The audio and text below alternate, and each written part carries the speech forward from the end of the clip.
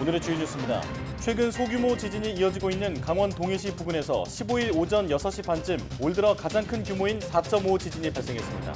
정부는 지진 위기경보 단계를 관심에서 주의로 상향하고 비상 대응반을 꾸려 상황 관리를 강화하기로 했습니다. 변덕스러운 날씨가 이어지면서 4월 말 기준 독감 의심 환자가 1000명당 23명으로 유행 기준의 4.7배에 달했습니다. 이번 주 초반에도 내륙 지역의 낮 기온이 30도 가까이 치솟으면서 일교차가 15도 안팎까지 벌어질 걸로 전망돼 호흡기 질환에 유의해야 합니다. 충북 청주의 한우 농가 5곳에 이어 청주가 아닌 인근 증평군의 한우 농가에서도 구제역이 처음으로 발생했습니다. 당국은 일단 이 농장의 소 418마리를 살처분하고 인접 대전과 세종 등에도 축산 종사자와 차량에 대해 일시 이동 중지 명령을 내렸습니다. 동물 세포를 인공적으로 키워 만든 배양육을 가루 형태로 만들 수 있는 기술이 개발됐습니다. 기존의 다짐육 형태와 달리 세포 배양액을 덜 쓰고 틀도 필요하지 않아 가격은 저렴하고 단백질 함량은 더 높아졌습니다. 우주로 위성을 실어나는 로켓을 헬리콥터로 다시 수거해 재사용하는 기술이 등장했습니다. 고체 연료와 액체 산화제를 이용하는 하이브리드 엔진 방식의 소형 로켓 등 그동안 틈새 시장으로 여겨졌던 소형 발사체 시장의 개발 경쟁이 본격화하고 있습니다.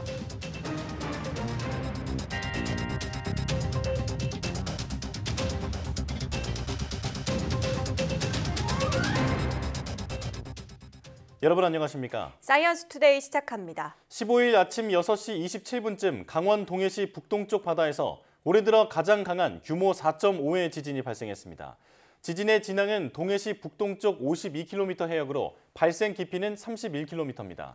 이번 지진으로 강원도와 경북에서는 자동차가 흔들리거나 건물 위층에 있는 사람이 진동을 느낄 정도의 흔들림이 감지됐습니다. 이 지진을 포함해 올해 한반도에서는 모두 44차례의 지진이 발생했으며 동해에서 발생한 규모 2 이상의 지진은 올해만 모두 16차례입니다. 기상청은 이번 지진이 남북 방향의 역단층 운동에 의해 발생한 걸로 분석된다 밝히고 아직 알려지지 않은 단층대에서 응력이 쌓여 다발적인 지진이 발생하고 있는 만큼 지속적인 대비와 조사가 필요하다고 밝혔습니다. 한반도가 더는 지진 안전지대가 아니라는 사실이 재차 확인되면서 지진 감시 체계도 2027년까지 2배 이상 촘촘해집니다. 특히 대도시나 원전 주변 등 큰 피해가 우려되는 지역을 집중구역으로 설정하고 지진 경보도 최대 4초 정도 앞당긴다는 계획입니다. 김민경 기자입니다. 지진을 감지하는 디지털 지진기입니다. 미세한 집안의 진동을 감지하는 센서. 그 진동을 전압으로 바꿔 표출하는 기록계로 구성됩니다. 가상으로 지진 발생 상황을 만든 뒤 그 내용이 제대로 감지, 표출되는지 검증하는 겁니다. 활용 전에 미리 사전 검증 절차를 거치게 되는데요. 실내 검증 같은 경우는 총 5일이 소요되고요. 현장 검증 같은 경우는 하루가 소요됩니다. 전 세계에서 유일하게 여기 국가지진기 검증센터에서 그 장비 이상 유무를 검증을 하고 있습니다. 현재 전국에 설치된 디지털 지진계는 총 390대 정도. 2027년까지는 851대로 2배 이상 늘립니다. 고리 2호기와 같은 원전 시설은 집중 감시구역으로 설정됩니다. 규모 7.0의 지진을 견딜 수 있도록 설계됐지만 지진 감시 시스템을 확충해 비상시 안정적으로 가동을 중지할 수 있도록 한다는 계획입니다. 인근에서 진도 6 이상의 강한 지진이 발생하게 되면 원전 등 국가 주요 시설에서는 최소 2개만의 관측 자료를 가지고 현장 경보를 발령하게 됩니다. 이는 지진을 최대한 빨리 감지하여 국가 주요 시설을 보호하기 위함입니다.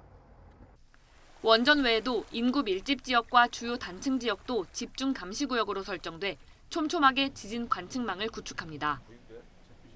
관측망이 완성될 경우 기상청이 예상하는 지진 경보 통보 시각은 8.4초에서 4.4초로 4초 줄어듭니다. 진앙 인접 지역은 피해를 막을 수 없지만 거리가 멀면 멀수록 대피할 수 있는 시간을 벌 수 있습니다. 지진은 현대 과학기술로도 예측이 불가능한 자연재해입니다.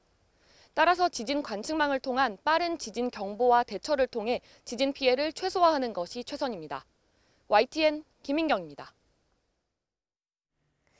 미국과 유럽, 아시아 등 세계 곳곳에서 때이른 폭염으로 역대 최고 기온이 잇따라 경신되고 있습니다. 기후변화가 이상고온의 주범으로 지목된 가운데 올 하반기와 내년에는 엘니뇨 현상으로 인해 폭염이 더욱 극심해질 걸로 예상됩니다. 워싱턴주 시애틀에서는 이날 4곳에서 5월 14일 기준으로 역대 최고 기온 기록이 경신됐고 콜라루트 지역은 32도에 달해 기존의 역대 최고 기온을 크게 뛰어넘었습니다. 캐나다 엘버타주에서는 이상고온과 건조한 날씨가 이어지면서 90건에 이르는 산불이 발생했고 밴쿠버는 올해 역대 가장 이른 시기에 낮 최고 기온이 26.7도를 넘었습니다. 동남아시아와 스페인, 포르투갈 등 유럽에서도 올 들어 이례적인 폭염이 이어지고 있습니다. 올봄은 날씨 변화도 크지만 기온도 마치 널뛰기 하듯 심하게 오르내리고 있습니다. 이 때문에 독감과 감기 등 호흡기 질환자가 큰 폭으로 증가했는데요. 이번 주에도 일교차가 15도 안팎까지 벌어질 걸로 보여 각별한 주의가 필요합니다. 정혜윤 기자입니다. 올봄은 유난히 기온 변화가 큽니다. 봄이 시작하는 3월에는 이른 고온 탓에 서울의 벚꽃이 역대 2번째로 빨리 개화했습니다. 지난달에는 서울 낮 기온이 28.4도까지 치솟으며 34년 만에 4월 중순 최고 기온을 기록했지만 하루 만에 낮 기온이 18도까지 10도나 곤두박질하는 널뛰기 날씨를 보였습니다. 5월도 시작부터 찬 공기가 남하하며 요란한 비바람의 심술이 가세했습니다. 지난 4월 전국 평균 기온은 13.1도로 평년보다 1도가량 높았습니다. 다만 우리나라 상공으로 찬 공기를 동반한 기압골이 주기적으로 통과하면서 3-4차례 정도 기온이 떨어졌습니다. 이 같은 변덕스러운 날씨와 큰 기온차로 호흡기 질환자가 크게 늘고 있습니다. 4월 말 기준 독감 의심 환자는 1,000명당 23명으로 유행 기준의 4.7배에 달했습니다. 특히 어린이와 청소년 독감 환자가 급증하고 있습니다. 일교차가 커지고 하다 보면은 우리 몸의 에너지가 항상성을 유지하는 데 많이 써야 되기 때문에 이제 면역 세포로 할당이 되는 에너지가 좀 줄어들고 하면서 이제 호흡기 질환에 걸릴 확률이 좀 높아지긴 합니다. 그래서 그런지 최근에 호흡기 질환 환자들이 많이 늘은 것 같습니다. 5월 중순 이후에도 비교적 맑은 가운데 기온 변화가 큰 날씨가 지속할 것으로 예상됩니다. 특히 이번 주 초반에는 서울 등 내륙 낮 기온이 다시 30도 가까이 치솟으면서 아침과 낮의 기온차가 15도 안팎까지 벌어질 전망입니다. 면역력이 떨어지면서 독감과 감기 등 호흡기 질환에 쉽게 걸릴 수 있어 주의해야 합니다. 전문가들은 야외 활동 시 큰 기온차에 대비한 옷차림을 준비하고 개인위생과 더불어 적당한 운동과 충분한 휴식으로 면역력을 높이는 것이 중요하다고 조언했습니다. YTN 정혜윤입니다. 충북 청주시의 한우 농가에서 구제역이 발생한 데 이어 충북 증평군의 한우 농가에서도 구제역이 발생했습니다. 농림축산식품부는 14일 증평군의 한우 농장 한 곳에서 수의사가 사육 중인 소를 진료하다가 구제역을 발견했다고 밝혔습니다. 이 농장에서는 소 418마리를 기르고 있는데 방역당국은 지침에 따라 모두 살처분할 계획입니다. 앞서 청주시의 한우 농장 5곳에서 구제역이 발생한 이후 청주 외 지역에서 처음으로 확진 사례가 추가되면서 이번 달 국내 구제역 사례는 모두 6건으로 늘었습니다. 다만 증평군의 농가와 구제역 최초 발생지인 청주시의 농가가 12.7km 정도 떨어져 있는 만큼 구체적 인과관계가 있는지는 확인되지 않았습니다. 전북 지역 올해 첫 중증 열성 혈소판 감소 증후군 SFTS 환자가 남원에서 발생했습니다. 이 환자는 남원시에 거주하는 60대 여성으로 최근 텃밭에서 고추를 심고 반려견과 산책하는 등 밭갓 활동을 한 것으로 파악됐습니다. 이 여성은 지난 11일 SFTS 양성 판정을 받았지만 생명에는 지장이 없는 것으로 파악됐습니다. 보건당국은 SFTS 예방을 위해 바깥 활동 때 긴 팔과 긴 바지 옷을 착용하고 집에 돌아온 직후 반드시 몸을 씻으라고 당부했습니다. 15일부터 면역 저하자와 고령자는 당일 코로나19 백신 접종과 사전 예약을 할 수 있습니다. 대상은 이가 백신을 접촉한 지 석 달 이상 지난 12세 이상 면역 저하자와 의료진의 임상적 판단에 따라 접종을 권고받은 65세 이상 고령자입니다. 다만 질병청은 겨울철 추가 접종을 하지 않은 이가 백신 미접종자도 접종이 가능하다며 참여할 것을 당부했습니다. 접종 백신은 화이자와 모더나의 BA.4.5 기반 이가 백신으로 mRNA 백신을 원치 않을 경우 노바백스나 SK바이오사이언스의 스카이코비1 등 유전자 재조합 백신도 보조적으로 활용합니다.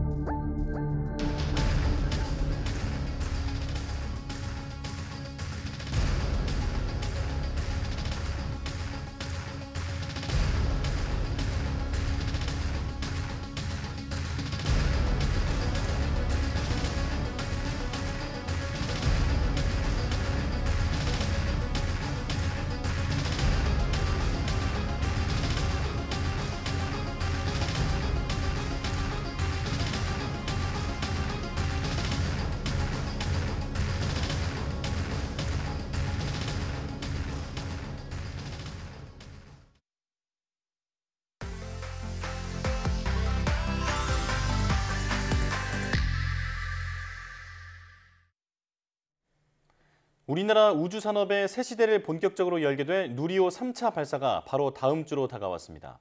이번 3차 발사는 앞서 성공한 1, 2차 발사와는 달리 실제 사용할 위성을 궤도에 쏘아 올리는 미션을 수행하게 되는데요. 오늘 별소리 다 듣겠네에서는 발사 성공을 간절히 염원하는 마음으로 누리호 3차 발사의 모든 것을 미리 들여다보겠습니다. 함께 보시죠. 안녕하세요. 21번째 별소리를 전해드리게 된 김진혁입니다.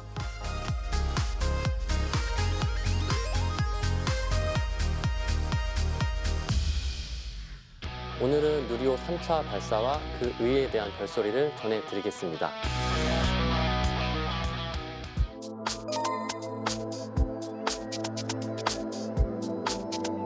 네, 지난 1차, 2차 시험 발사와 이번 3차 발사의 가장 큰 차이점은 크게 두 가지로 말씀드릴 수 있겠습니다.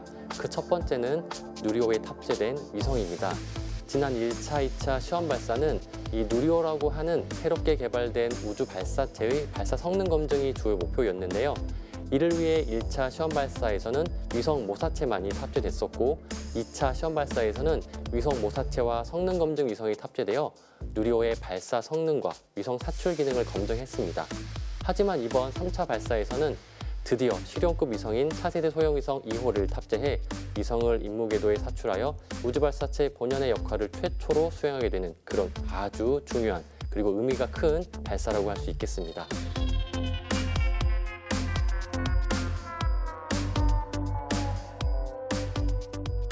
그리고 두 번째 차이점은 바로 체계 종합 기업의 참여입니다. 이전까지는 제작에서 발사 운영까지의 모든 업무를 저희 항우연의 주도로 진행했었는데요. 이번 3차 발사부터는 항우연과 체계 종합 기업이 공동으로 참여하여 민간 주도의 우주산업 생태계 육성과 발전을 위한 개선 사업을 함께 진행하게 됩니다. 이번 누리호 3차 발사는 어떻게 보면 누리호 우주 발사체 기술의 민간 의존을 위한 첫 단추라고도 볼 수 있습니다.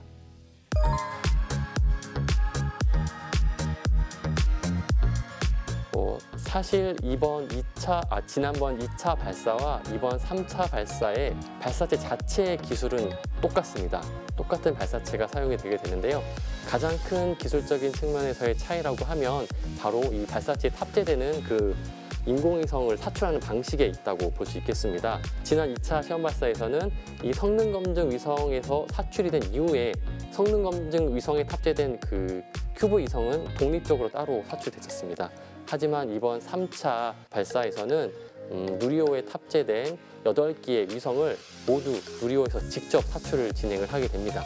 누리호에서 탑재된 8개의 위성들은 서로 간의 충돌을 방지하기 위해서 약 20초 간격으로 사출 작업을 진행하게 되고 또한 이 지상에서 위성과의 통신을 수행하기 위해서 여러 안테나들이 방향을 잡고 작동을 하게 되는데요. 이 안테나의 방향에 따라서 정확한 신호 수신하기 위해서 정확한 위치에서 정확한 사출 작업이 진행이 되어야 합니다. 이번 3차 발사에서는 위성 사출 방식에 대한 기술 검증이 아주 어려운 부분이라고 할 수 있겠습니다.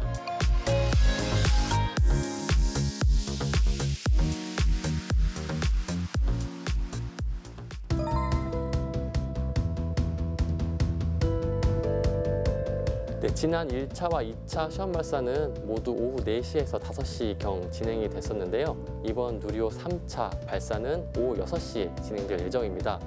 이렇게 누리호 3차 발사의 시간이 앞전 1차, 2차 발사보다 조금 늦어지게 된 건 결국 누리호에 탑재된 위성과 또 위성의 임무, 그리고 위성이 어느 궤도에 투입되냐에 따라서 발사 시간이 결정되게 됩니다.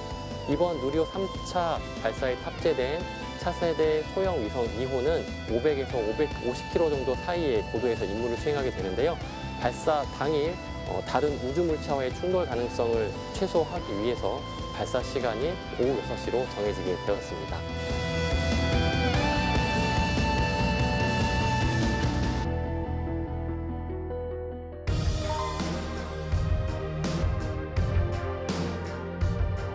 네, 누리호는 이번 3차 발사 이후로 2025년부터 27년까지 총 3차례의 추가 발사가 계획되어 있습니다. 누리호는 1차부터 6차까지 총 6차례의 반복 발사를 수행하면서 발사 신뢰성을 검증받게 될 텐데요. 우주 발사체는 이 한 번 발사하는데 아주 큰 비용과 시간이 소요되고 또 탑재되는 인공위성의 가격이 아주 비쌉니다. 때문에 이러한 반복 발사를 통해서 발사 신뢰성을 확보하는 것이 매우 중요합니다. 그리고 앞으로의 반복 발사에 세계의 종합기업이 함께 참여하여 누리호의 개발 기술을 민간으로 이전하고 향후 제작 및 발사 운용까지 세계 종합기업에서 주도할 수 있도록 하는 누리호 고도화 사업이 진행될 예정이죠. 누리호 4차, 5차, 6차 발사에는 각각 다른 목적을 갖는 위성 탑재체를 싣고 발사 임무를 수행할 예정입니다. 먼저 누리호 4차 발사에서는 차세대 중형위성 3호가 탑재될 예정인데요. 누리호 3차 발사에서 계획된 차세대 소형위성 2호의 무게는 약 170kg이지만 누리호 4차 발사에 계획된 차세대 중형위성 3호는 약 500kg급으로 훨씬 더 무거우며 다양한 탑재 장비를 싣고 우주 핵심 기술 검증과 우주 과학 연구 임무를 수행하게 됩니다. 그리고 누리호 5차와 6차 발사에서는 초소형 위성 2에서 6호와 7에서 11호가 각각 5개씩 탑재될 예정입니다. 초소형 위성은 100kg 미만급으로 총 10기의 초소형 위성을 임무 궤도에 쏘아 올려 초소형 위성 군집 시스템을 개발하고 군집 운용 활용 기술 개발 및 활용 서비스 체계를 구축하는 새로운 임무를 수행하게 될 예정이죠. 이제 누리호 3차 발사가 정말 얼마 남지 않았습니다. 2차 시험 발사 성공 이후에도 눈에 보이지 않는 곳에서 지금 이 순간까지도 많은 연구자분들께서 밤낮없이 노력해주고 계십니다. 누리호 성공을 위해 응원해주시고 격려해주시는 많은 분들에게 보답하기 위해 이번 누리호 3차 발사도 꼭 성공적으로 마무리되길 바라면서 이상 오늘의 별소리를 마치겠습니다.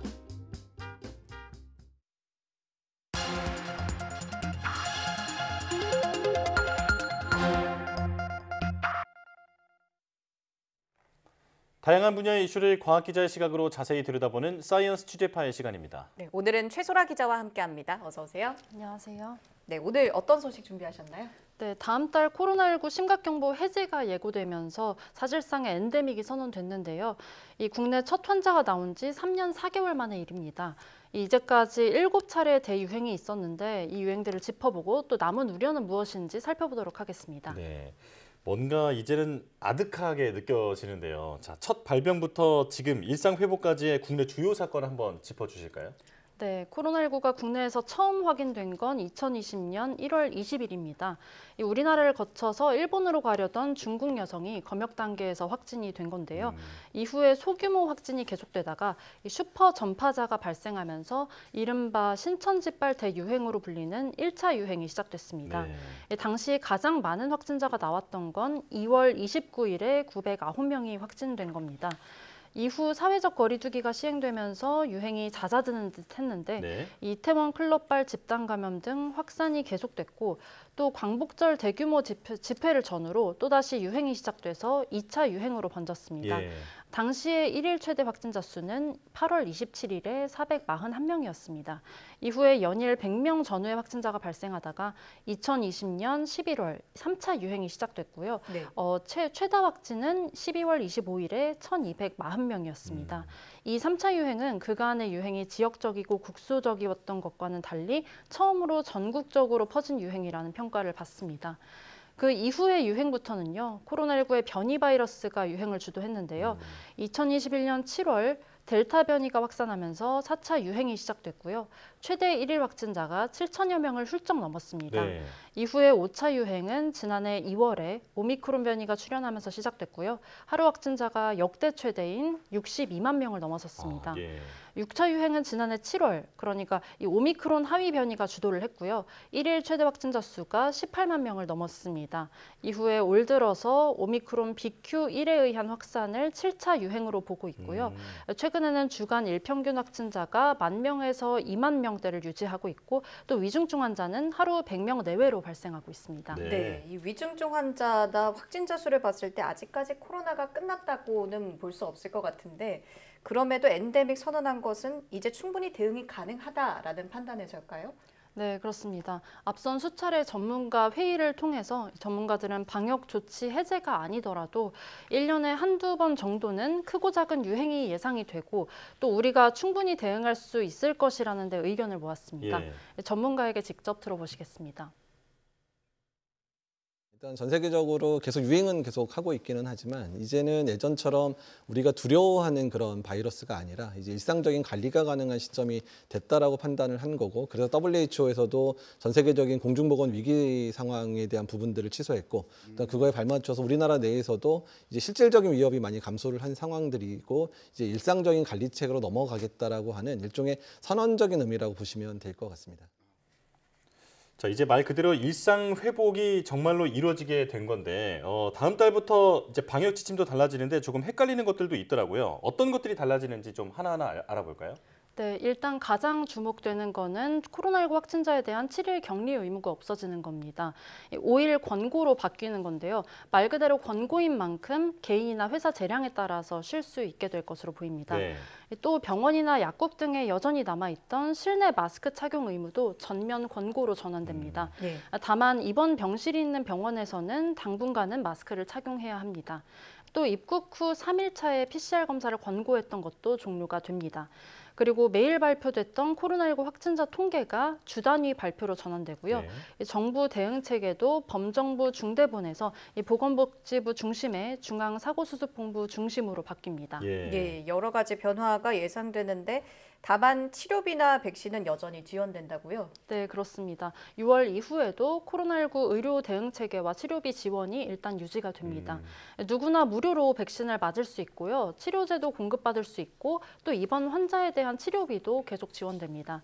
이 생활 지원비와 유급 휴가비와 같은 일부 격리 지원도 당분간 계속됩니다. 이 PCR 검사를 받기 위한 선별 진료소 운영도 유지가 되는데요. 다만 현재 9곳 남아있는 임시 선별 검사소 운영은 중단이 됩니다. 네. 자, 그런데 이번에 바뀐 내용 중에 가장 핵심인 이 격리 의무가 권고로 바뀐 점에 대해서 우려도 나오고 있는데 이제는 아파도 쉬지 못하게 된 것 같다라는 걱정이 나오는데 어떻습니까? 네, 일각에서 역시 그 아프면 쉴 권리를 축소해서는 안 된다는 목소리가 나오는데요. 이 격리 조치가 완전히 해제되는 것이 아니라 여전히 권고가 되는 상황이라는 점을 혼돈해서는 안 되겠습니다. 이 정부는 격리 의무가 사라진 후에 확진자가 몸이 아픈데도 이 억지로 출근해야 하는 일이 없도록 아프면 쉬는 문화 정착을 위해서 이 기관별 지침 마련과 시행도 독려하겠다는 입장인데요. 구체적인 지원 대책이 필요하다는 목소리도 나오고 있습니다. 함께 들어보시겠습니다. 권고가 유지가 된다라고 하는 것은 그 권고에 따랐을 때 생기는 여러 가지 피해들에 대해서 어떤 지원이 있어야 된다는 의미인 거거든요. 저는 그래서 이제 여러 가지 국민들에 대한 지원 대책 같은 것들은 당분간 유지가 되거나 확대될 필요가 있다고 생각합니다. 또 엔데믹이라고 해서요. 이 코로나19 자체의 감염 위험이 낮아진 거는 아니거든요. 그래서 취약계층에 대한 감염 우려도 여전합니다. 오히려 방역 체계가 완화가 되면 고위험층이나 고령층 혹은 미접종자 등의 감염 위험성은 더 높아지게 될 텐데요. 젊은 사람들 중에서도 장기 이식을 받았거나 혹은 면역이 약한 환자인 경우에는 안일하게 생각하지 말고 또 적극적인 치료를 해야 하고 이에 대한 이런 세부 내용이 의료 현장에서 조율이 돼야 한다는 당부도 나왔습니다. 함께 들어보시겠습니다. 이것이 지금 일상 의료 체계에서 환자를 본다고 그러면은 이 부분에 대해서 모든 전문적인 지식들을 모든 일선 의료 선생님들이 가지고 있는 것이 아니기 때문에 이런 부분들을 어떻게 하면은 증상이 악화됐을 때의 치료 방법이라든지 또는 입원이라든지 또는 조기 먹는 치료제 처방이라든지 이런 여러 가지 세세한 부분들에 지금 조율이 필요하고 이런 정책이 마련이 되어야만 된다고 봅니다. 네, 이러저러한 상황 끝에 이제 코로나19는 점점 끝을 향해 달려가고 있습니다만 앞으로 또 다른 감염병이 유행할 수 있다. 이런 우려도 나오지 않습니까? 네, 그렇습니다. 정부는 코로나19 이후에 신변종 감염병, 이른바 이 감염병 X 대유행에 대비해서 조기에 백신을 개발하고 100만 명의 확진자 발생에 대응하는 체계를 만들기로 했습니다. 신종 감염병 유행 100일 또는 200일 이내에 대응 수단을 확보하기 위해서 이 백신과 치료제 개발 관련 연구 개발을 지원하기로 했고요. 지난 이 코로나19 대유행의 하루 최대 확진자인 62만 명보다 더 많은 100만 명의 확진자 발생에 대비해서 방역과 의료 역량을 갖추는 데에도 힘을 쏟기로 했습니다. 네. 또 일주일 내에 동원할 수 있는 중환자 치료 가능 상시 병상을 3,500여 개를 확보를 하고요. 또 지역 간과 이 지역 내 병상 불균형을 막을 대응 체계를 마련하겠다는 내용 등이 담긴 이 중장기 대응 계획을 마련했습니다. 네. 지금 돌아보니까 코로나19 팬데믹 기간이 3년 4개월이었더라고요. 이간의 경험을 통해서 촘촘한 대책이 마련됐으면 좋겠습니다. 자, 최소라 기자와 함께했습니다. 고맙습니다. 감사합니다.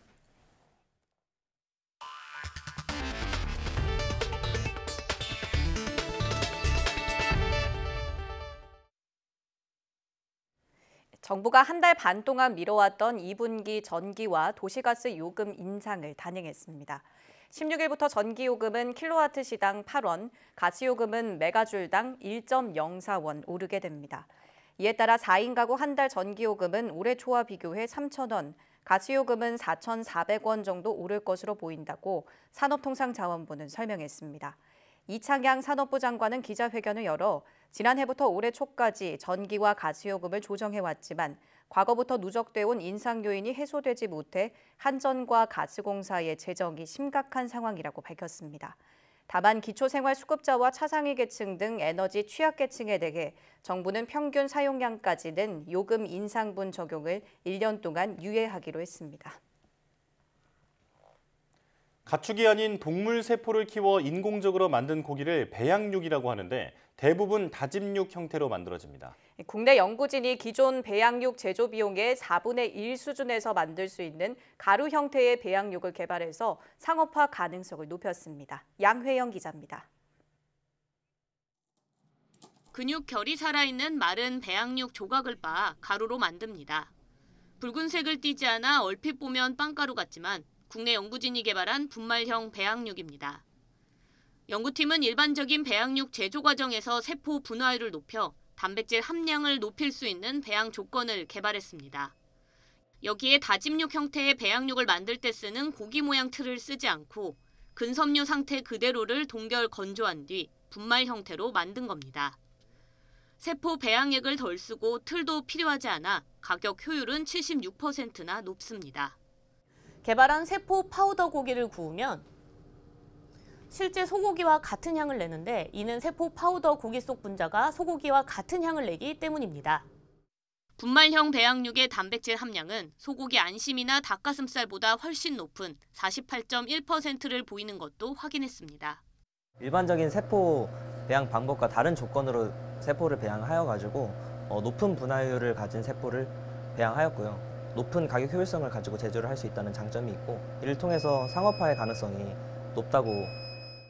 연구진은 개발한 분말형 배양육을 이용하면 인공 감미료 대신 고단백의 천연 소고기 단백질이 들어간 조미료를 만들 수 있다고 설명했습니다. 또 제한된 식사를 해야 하는 병원식이나 우주 음식 등에도 활용할 수 있을 것으로 기대했습니다. YTN 사이언스 양우영입니다. 최근 큐브 위성 등 초소형 위성 수요가 늘면서 이들을 쏘아 올릴 소형 발사체도 주목받고 있습니다. 한번 쏘아 올린 로켓을 헬리콥터로 회수해 재활용하는 로켓부터 하이브리드 엔진까지 첨단 기술로 무장한 소형 로켓의 세계를 이성규 기자가 전해드립니다. 지난 8일 뉴질랜드 북섬 마이아 로켓 발사장. 미국 민간 우주기업 로켓랩의 일렉트론 로켓이 나사의 허리케인 추적 큐브 위성 2대를 쏘아 올렸습니다. 길이 18m의 일렉트론 로켓은 300kg까지 탑재할 수 있는 소형 위성 전용 로켓입니다. 이 로켓은 전기 모터로 펌프를 돌려 연료와 산화제를 연소실에 주입해 기존 로켓처럼 가스 발생기가 따로 필요 없어 구조가 단순하고 가볍습니다. 여기에 더해 발사 비용 절감을 위해 발사체를 공중에서 헬리콥터로 낙하체 회수하는 재활용 전략을 추진하고 있습니다. 회사는 앞서 헬리콥터로 로켓을 싣고 공중에서 낙하산으로 떨어뜨린 후 또 다른 헬리콥터로 낙하하는 로켓을 회수하는 모의 실험에도 성공했습니다. 자체 추력을 사용해서 지구에 착륙을 하는 그런 재사용이 아니기 때문에 일단 자체 추력을 위한 그 여분의 그 산화제나 연료를 필요로 하는 게 없게 되는 거죠. 그래서 궤도에 올릴 수 있는 탑재체 무게를 줄일 필요가 없게 되는 거고. 국내의 경우 지난 3월 민간 우주기업 이노스페이스가 높이 16.3m의 소형 우주 발사체 시험 발사에 처음으로 성공했습니다. 이 로켓은 고체 연료와 액체 산화제를 이용하는 하이브리드 엔진 방식으로 구조가 간단하고 제작 기간이 짧으며 추력 조절이 가능하다는 장점이 있습니다. 단기간에 개발이 가능하다는 점이 하나 있고 저희가 사용하고 있는 파라핀 연료는 폭발 위험이 없어서 안전하다라는 특징을 가지고 있습니다. 스페이스X가 펠컨 헤비 등 초대형 로켓을 앞세워 대형 발사체 시장을 공략하면서 상대적으로 소형 로켓은 틈새 시장으로 여겨지고 있습니다. 우주 발사체 분야에서도 고객의 다양한 요구에 부응하는 맞춤 로켓 서비스가 본격화하고 있습니다. YTN 사이언스 이성규입니다. 온실 같은 시설에 IT 기술을 접목해 생산성을 높인 스마트팜. 이제는 농촌에서도 흔히 볼 수 있을 만큼 보급됐는데요. 경북 안동의 사과 농장에 온실이 아닌 노지 스마트팜이 국내에서 처음으로 만들어져 성공 여부에 관심이 쏠립니다. 이윤재 기자입니다. 축구장 1개 반 크기 과수원에 사과나무가 촘촘하게 심겼습니다. 한 그루에 뻗은 가지는 2개, 사방으로 잎이 풍성한 나무와는 조금 다른 모습입니다. 지난해 새로 심은 나무는 스마트팜 구조물을 따라 곧게 자랍니다. 사과나무 옆에 이렇게 여러 가지 센서들이 설치돼 있습니다. 이 센서들이 온도와 습도, 지열 같은 정보를 실시간으로 확인해 관제센터로 보냅니다. 모인 정보는 인공지능, 즉 AI 장비가 분석해 물을 주거나 방제하는 최적의 시기를 농부 스마트폰 앱으로 알려줍니다. 제 가원은 AI 시스템으로 가원을 조성되는데 그 AI 시스템으로 해서 장소와 시간을 구애받지 않고 제가 어디든지 제 가원을 관리할 수 있다는 게 가장 좋은 장점인 것 같습니다. AI 로봇은 주기적으로 나뭇잎과 열매를 찍어 분석하고 병해충이 확인되면 드론이 약을 뿌립니다. 데이터를 활용한 기술 덕분에 일손은 줄고 생산성은 2배 이상 늘어날 거로 기대합니다.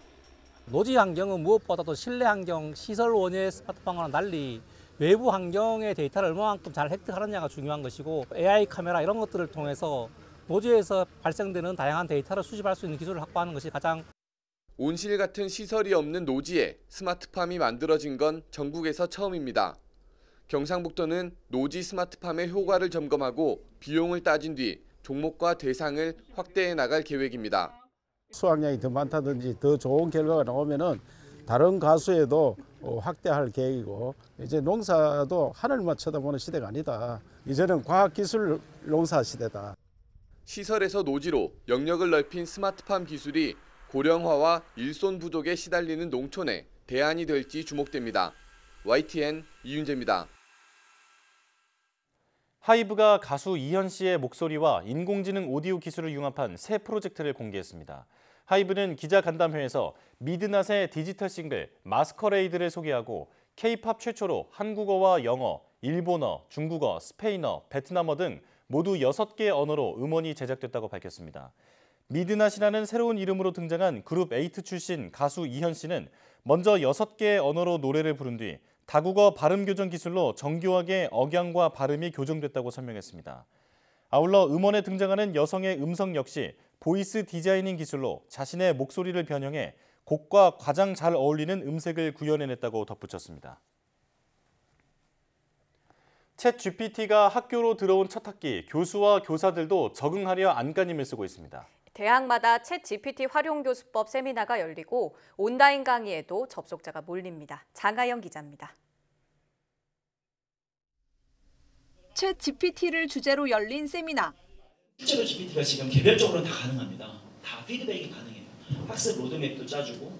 강의하는 사람은 인공지능 AI 개발자, 공부하는 사람은 교수입니다.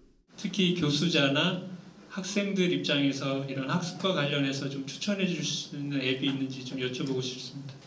과의 정규 과목에 인공지능 학습 또 이걸 활용하는 학습 일부 반영하도록 학교에서 강관할 그런 계획은 없으신지 묻고 싶습니다. 교수 간의 격차도 너무 크다. 어떻게 할 거냐라는 것입니다. 교육학술정보원이 연 온라인 세미나에는 1,000명 가까이 접속했습니다. 챗 GPT로 표절 보고서를 내면 어떡할지, 수업 시간에 사용하는 걸 허용해야 할지 구체적인 질문이 쏟아집니다. 학생들이 작문을 한 환경이 궁금합니다. 집에서 해온 과제였는지. 이 작문을 할 때에는 챗GPT를 활용하지 않았고 수업 시간은 자유롭게 챗GPT를 활용을 하고 보고서 표절과 관련해서는 제가 올려놨는데 이제 제일 좋은 건 플립 러닝이지만 이제는 보고서 자체만 가지고 평가하기보다는 반드시 발표를 시킬 수밖에 없을 것이다. 초중고 현장 교사들도 챗 GPT 활용 사례를 공유하고 있습니다. 여러 AI 도구를 직접 사용해보고 비교하는 과제를 냈다는 교사. 학생들이 제출한 과제 평가를 자동화하는 실험을 해봤다는 교사도 있습니다. 다 카톡 쓰잖아요, 그렇죠? 바로 사용 가능하고 똑같이 저렇게 답변해 줍니다. GPT-4 기반입니다. 자, 이걸 막을 수 있을까요, 선생님? 평가 관점의 변화, 이런 것들이 없이는 아마 불가능할 것으로 보입니다. 어떻게 평가할 것인가에서 나아가 수업의 방식 자체를 전환해야 한다는 고민 속에 각 대학과 교육청은 AI 시대의 교수법 연구 결과와 지침을 속속 내놓을 예정입니다. YTN 장하영입니다. 반짝이는 아이디어로 승부를 보는 스타트업 업체들은 대기업 측의 기술 탈취 의혹에 맞서 힘겨운 싸움을 벌여야 할 때가 종종 있습니다. 긴 시간 싸워서 이기더라도 솜방망이 처벌이란 구조적 문제 때문에 스타트업의 어깨는 오늘도 무겁습니다. 양희력 기자입니다. 골프장 이용객에겐 기록 관리를, 업체에겐 운영 솔루션을 제공하는 스타트업입니다. 전국 골프장 3분의 2 정도가 이 업체가 개발한 서비스를 이용할 정도로 인기인데 뒤늦게 같은 사업에 뛰어든 카카오 계열사에서 출시한 서비스를 보고 깜짝 놀랐습니다. 눈에 보이는 디자인은 물론 작동 방식까지 비슷해 보였기 때문입니다. 여기에 카카오 VX가 관리자 시스템에 500여 차례 무단 침입한 정황까지 드러났습니다. 업체는 검찰에 고소장을 제출했습니다. 흔히 백단이라고 표현하는데 그 운영되는 그런 기능들까지 너무 동일한 거를 보고 사실 저희는 그 100% 해킹을 확신을 하게 됐고요. 개인의 몸 상태를 입력하면 맞춤형 영양제를 배합해주는 기계를 만드는 헬스케어 스타트업. 기술력을 인정받아 미국 CES 전시회에서 3년 연속 혁신상을 받았는데 과거 투자 협상을 진행했던 롯데 측이 내놓은 제품이 자신들 아이디어를 도용했다고 의혹을 제기합니다. 간단한 터치 몇 번으로 이제 먹는다라는 것도 with a single touch 이렇게 해서 베꼈고, 그때는 롯데에서 우리는 제품 안 만들 거다. 그러니까 경쟁사 안 될 거니까 걱정하지 말고 얘기해 달라라고 이야기를 해놓고. 기술 탈취 의혹을 받는 대기업 계열사들 입장은 크게 다르지 않습니다. 롯데 헬스케어는 사업적 견해 차이로 투자가 결렬된 이후 자신들 사업 방향에 맞게 자체 제작했기 때문에 기술을 침해하지 않았다고 주장하고 있습니다. 카카오 VX 역시 무단 접속에 연루된 직원을 업무에서 배제하고 수사 결과에 따라 필요하면 추가로 인사 조치하겠다고 밝혔지만 기술 탈취 의혹에 대해서는 인정하지 않고 있습니다. 그러면서 두 기업 모두 관계기관의 수사나 조사에 성실히 협조하겠다고 강조했습니다. 하지만 입증 책임이 피해를 주장하는 기업에 주로 있는 데다 솜방망이 처벌이라는 구조적 문제 때문에 작은 업체들이 큰 기업을 상대로 싸우기엔 버거울 수밖에 없다는 지적이 많습니다. YTN 양일혁입니다. 한반도 고대 문명의 역사를 간직한 가야 고분군이 유네스코 세계유산으로 등재를 권고받았다는 소식 지난 금요일에 전해드렸는데요. 세계유산으로 최종 등재가 확정되면 어떤 효과가 기대되는지 살펴봤습니다. 가야 고분군의 유네스코 세계유산 등재 추진을 계기로 준비한 연속기획보도 박종혁 기자가 전해드립니다. 지난 2015년 유네스코 세계유산에 등재된 백제 역사 유적 지구의 하나인 전북 익산의 미륵사터입니다. 이곳 미륵사터와 백제 왕궁리 유적엔 지난 한 해 73만 명이 찾았습니다. 유산 등재 전인 2014년에 43만 명이 찾은 것에 비하면 70%가량 증가했습니다. 올해 4월까지 벌써 35만 명이 찾아 연말엔 100만 명가량이 방문할 전망입니다. 세계유산 등재 후에 방문객이 크게 늘면서 지역 경제 활성에도 도움이 됐습니다. 외국 관광객이나 또 주말에는 여기 주차장이 차가 될 수가 없어요. 밖에서 음식점이라든가 상가라든가 많은 그 도움을 받고 경제가 완전히 좀 살아났다. 경제적 효과에 더해 익산의 역사적 위상을 다시 세우는 데도 세계유산 등재의 공이 큽니다. 공주와 부여 중심의 백제 역사에 익산이 백제 왕도로서의 가치를 인정받는 계기가 된 겁니다. 공주 부여만 우리 백제 왕도로서 인정을 받고 있었고 익산은 뭐 좀 변방이었죠. 익산도 당당하게 그 유네스코 세계유산 등재되면서 이제 백제 왕도로서 이제 인정을 받은 거죠. 금관가야, 즉 가락국의 시조인 김수로 왕의 왕궁터가 있던 곳으로 추정되는 유적지입니다. 발굴 현장에서는 1500년 이상의 것으로 보이는 접시와 작은 단지 등 유물들이 나옵니다. 이 유적지는 고대 가야 고분의 주인들이 살았던 곳으로 추정됩니다. 유네스코 자문심사기구인 국제기념물유적협의회는 가야 고분군의 세계유산 등재를 세계유산위원회에 공고했습니다. 과거 사례를 볼 때 이변이 없는 한 세계유산으로 등재됩니다. 백제 역사유적지구 등 다른 세계유산처럼 지역경제에 미치는 효과가 클 것으로 기대되는 대목입니다. 무엇보다 그동안 고대사 연구에서 홀대받던 가야의 역사가 재조명받을 기회라는 점에서 의의가 큽니다. 좀 더 풍부하고 내용이 잘 제대로 역사가 바로 알려져서 이제 많은 국민들에게 가야의 위상이 잘 알려졌으면 좋겠습니다. 7개 지역의 가야 고분군에서 흙으로 쌓아 만든 봉토부는 1220여 기가 확인됐습니다. 이 가운데 30%가량만 발굴됐습니다. 또 봉토하지 않았거나 소실된 고분은 각 지역에 수백 기에 이를 것으로 추정된 상황. 그만큼 가야 문명의 수수께끼가 여전히 많다는 얘기입니다.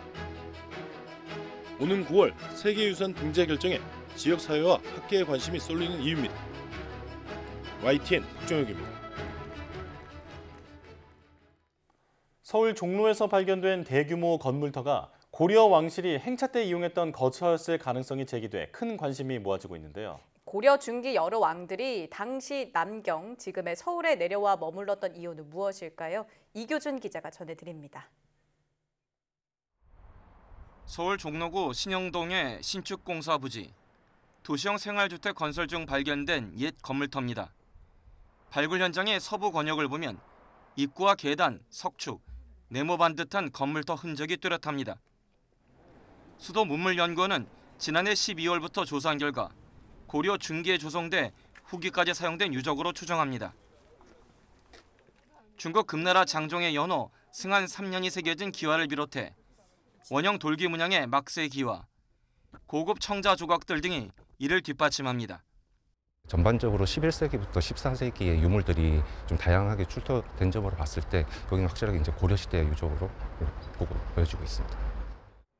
건물터 한 곳이 길이 21.5m, 너비 5.5m에 달하고 서쪽으로 이어진 흔적이 남아있어 조성 당시 규모는 더 웅장했을 것으로 추정됩니다.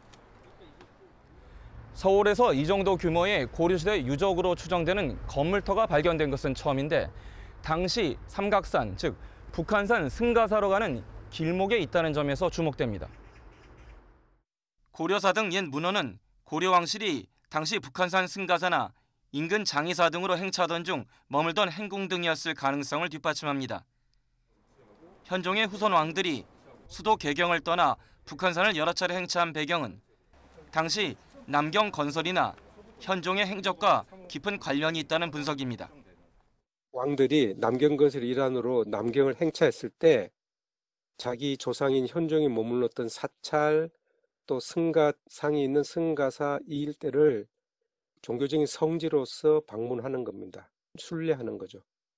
더욱이 북한산 비봉 부근의 천년고찰 승가사는 서역의 고승 승가대사를 기리는 사찰로 창건 이후 왕들이 국난 때 참배했던 곳으로 알려져 있습니다. 북한산 인근의 고려왕실 관련 유적 발굴은 앞으로 고려종기 왕실의 순행 배경과 남경건설의 실체 연구에 촉매가 될 것으로 기대됩니다. 학계에선 남경의 궁궐이 경복궁 북쪽 청와대 부근이었을 가능성이 높은 것으로 추정합니다. YTN 이교준입니다.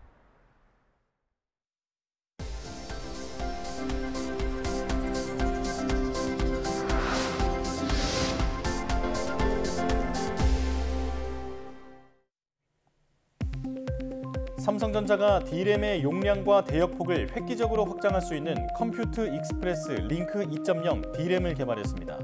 삼성전자는 업계 최초로 CXL 2.0을 지원하는 128GB CXL D램을 개발해 차세대 메모리의 상용화에 한 발 다가갔다고 밝혔습니다.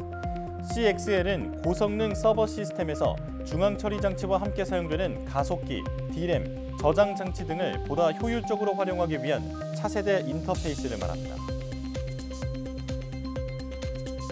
기아가 카카오 모빌리티와 손잡고 차량 호출에 최적화한 목적 기반 차량 개발에 나서기로 했습니다. 두 회사는 이를 위한 업무 협약을 체결해 오는 2025년 기아가 출시할 중형급 차량부터 호출 시스템을 적용할 계획입니다. 또 차량 데이터 확보와 차량 내 인포테인먼트, 모바일 서비스 등에서도 협력을 강화하기로 했습니다. 국립과천과학관과 서울영등포구가 창의적 과학인재 양성과 과학문화 확산을 위한 업무 협약을 체결했습니다. 두 기관은 지역사회와 학교에 과학 전시와 교육 문화 프로그램을 공동 기획하고 운영하며 과학 분야 인력 양성과 인적 네트워크 구축 등 과학문화 확산 사업 등에 협력하기로 했습니다. 또 과천과학관에서 개발한 이동형 과학원리 체험 콘텐츠인 사이팝을 활용해 이달부터 영등포군의 9개 초중학교에서 찾아가는 과학원리 체험 교실을 운영할 예정입니다. 과학기술정보통신부는 15일부터 16일까지 국회에서 국회 MWC 2023 행사를 연다고 밝혔습니다. 이번 행사는 지난 2월 27일부터 3월 2일까지 스페인 바르셀로나에서 열린 국제 모바일 기술 박람회에 참가한 국내 기업의 기술을 국내에서 다시 살펴보기 위해 마련됐습니다. 특히 국회의원회관에서 열리는 전시회에는 삼성의 5G 기지국 장비 등 국내 기업의 이동통신 분야 핵심 기술 등을 선보입니다. 이종호 과기정통부 장관은 ICT 분야에서 글로벌 경쟁력을 유지하고 선도국가로 나아갈 수 있도록 다각적인 노력을 기울이고 제도적인 뒷받침과 재정적 지원을 위해 국회와 협력하고 기업과 소통할 수 있도록 하겠다고 말했습니다.